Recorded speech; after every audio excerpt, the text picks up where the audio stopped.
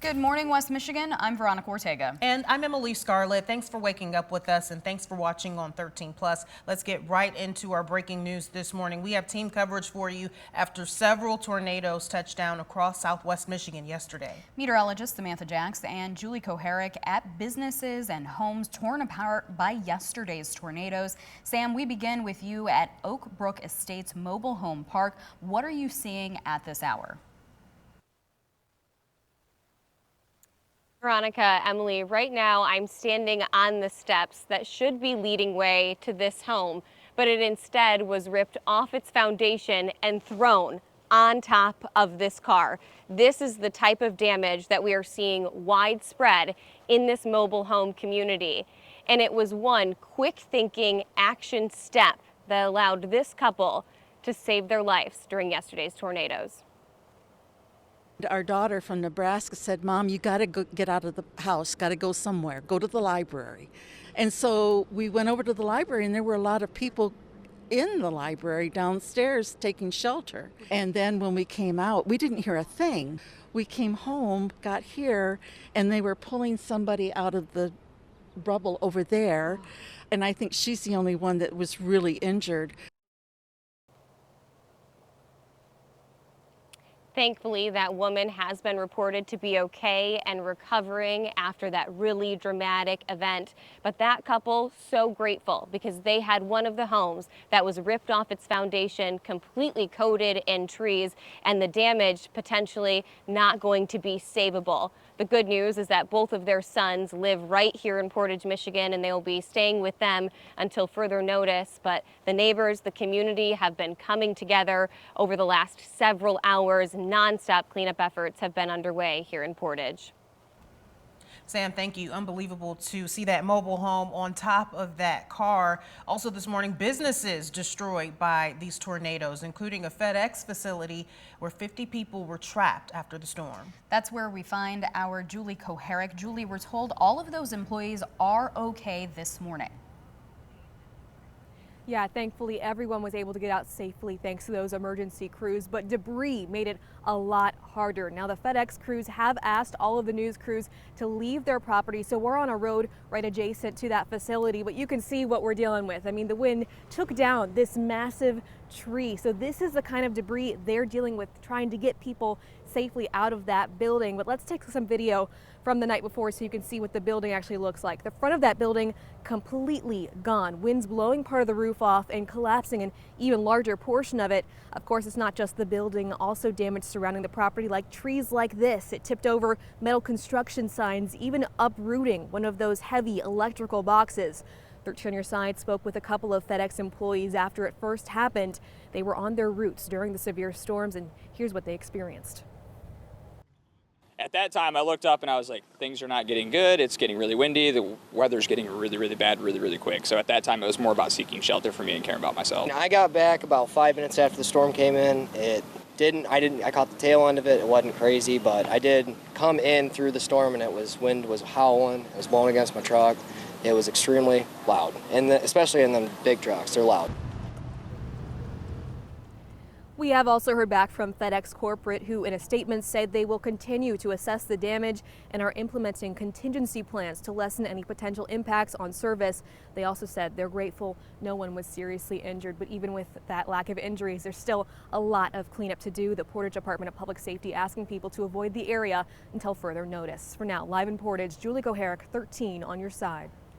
All right, thank you, Julie. Another business completely destroyed, Judes Barber Shop. Employees there also had to find shelter. I believe that's where we find our Josh Albertus this morning. Josh, what are you seeing?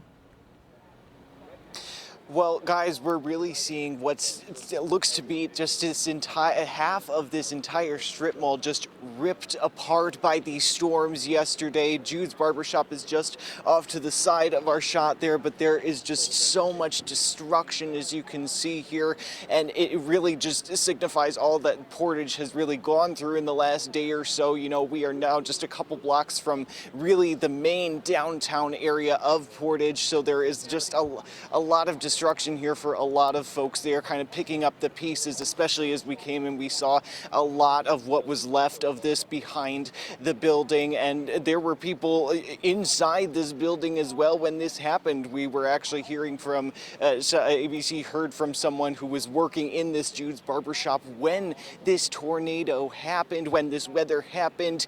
Here, take a listen to what they had to say, what they had to experience during that time. We got a few tornado warnings, but a client walked in about 5 minutes before the tornado hit.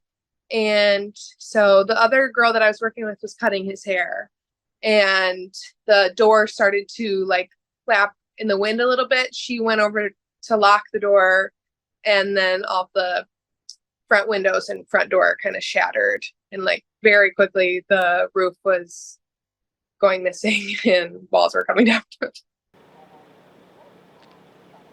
It's just absolutely harrowing to think to experience that in real time. Of course, as we mentioned, there are so many pieces to pick up here just in this location and across the city. But as we have been reporting overnight, the governor has announced a state of an emergency in the area to help move resources to this area to help pick up the process in any way possible. We will keep you updated on what happens there and the cleanup process throughout the time that Portage has to kind of clean up and see where we go from here, and we'll be updating you with whatever we find out next from emergency services. But for now, live in Portage, Josh Albertus, 13 on your side.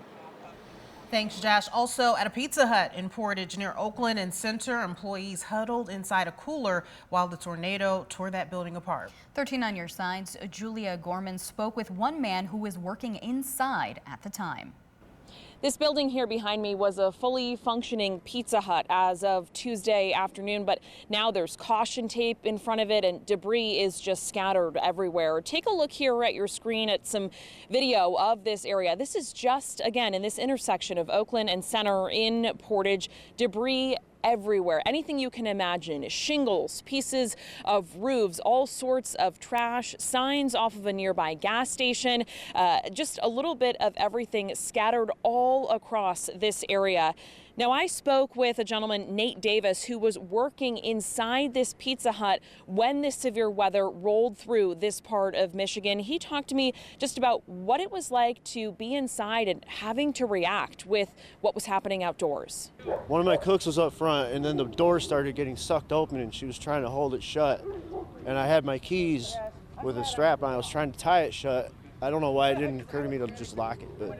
Now, a lot of this area is still without power, so if you are driving around in the early hours of the morning when maybe there isn't a ton of sunlight yet, please be careful of folks who may be walking around without any sort of reflective clothing. Also, just be cautious of places where roads may be closed or there may be detours or maybe even power lines still in the road. It's a dangerous situation here in this community. Reporting in Portage, I'm Julia Gorman, 13 on your side. It's been an emotional process as residents began returning to their homes last night to assess the damage. Roofs collapsed, many cars left on their sides, extension cords snapped, and trees shredded to pieces in people's yards. A disaster. Your whole, everything you worked for was gone. I don't know, just a lot of sadness, and it was just bad. This community has already begun to come together to pick up the pieces, helping each other clear debris and make sure everyone's okay. As this community starts to pick up the pieces, Consumers Energy crews are working on restoring power. This is a live look at the Consumers Energy outage map. You can see 25,000 customers are without power across Kalamazoo and St. Joseph counties. Consumers Energy says teams are out right now assessing the damage. They expect most to have power back on by tonight.